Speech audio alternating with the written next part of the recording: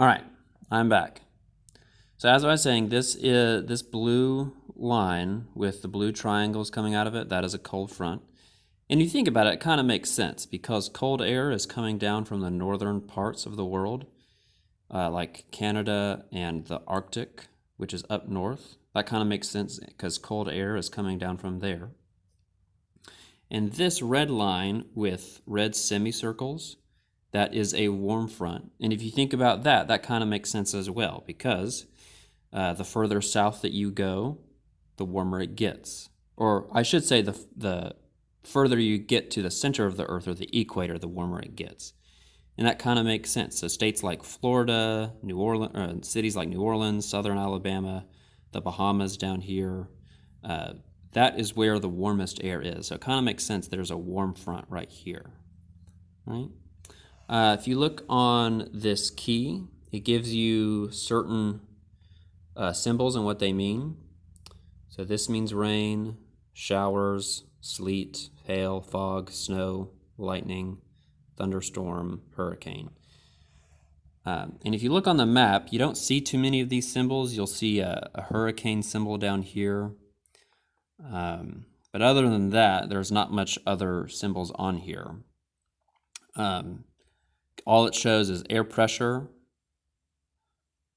these isobars. It shows a cold front, shows the warm front, and it shows areas of high pressure, which is marked by the blue letter H, and areas of low pressure, which is marked by the red capital L.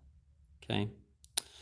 So I'm going to put that up, and I'm going to go over with you for a few minutes the workbook page.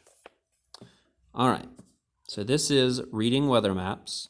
Directions say, located on the weather map below are forecasted low and high temperatures in degrees Celsius. Warm and cold fronts are shown too.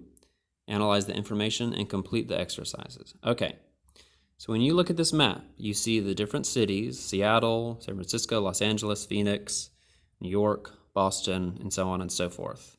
Okay, in each city, let's take Helena, for example. You will see two numbers, the 8 and an 11.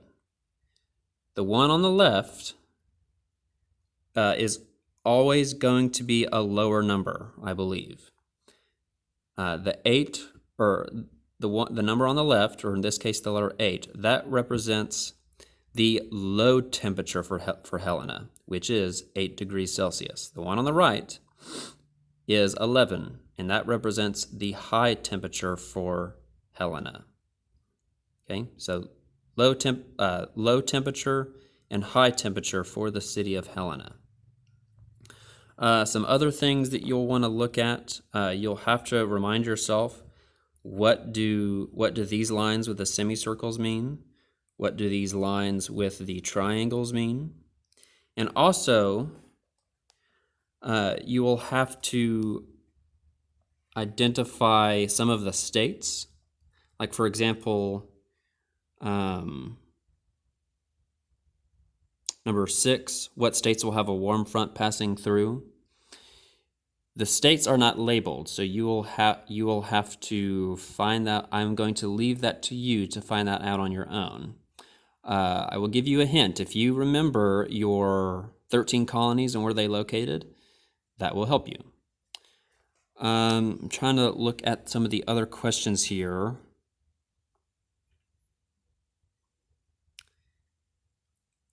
And I think that should cover most of it. You will have to do some comparisons between cities, like, for example, Phoenix and Austin. If I look at Phoenix and Austin, which city has the lower temperature? Well, the low temperature for Phoenix is 14. The low temperature for Austin is 17. So which one of those is lower? That'd be Phoenix. The question asked between Phoenix and Austin, which one has a higher temperature? You have to look at the high temperatures. Phoenix has a high temperature of 30. Austin has a high temperature of 24. So which one of those is highest? Of course, it would be Phoenix. Okay. So I think that is it. That is my first time kind of going through stuff. If you have any questions, email me. But yeah, so let me know if there was anything that I missed or maybe I misspoke on something. But I will upload these to Facts, and hopefully that you can use these as a resource. And I want you guys to feel like I'm available. So this is the end of this first lesson. So good luck, and just email me with whatever questions you have. Thanks.